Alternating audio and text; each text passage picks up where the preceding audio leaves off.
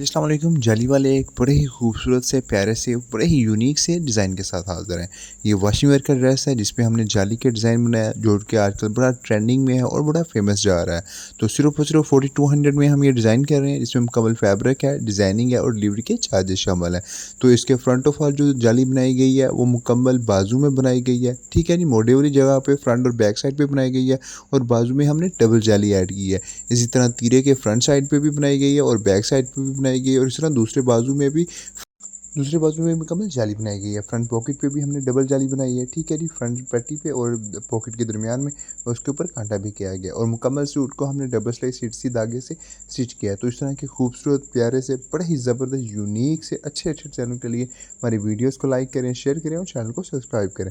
तो इस तरह देख सकते हैं फ्रंट पॉकेट में मुकम्मल जाली बनाई गई है, ठीक है जी।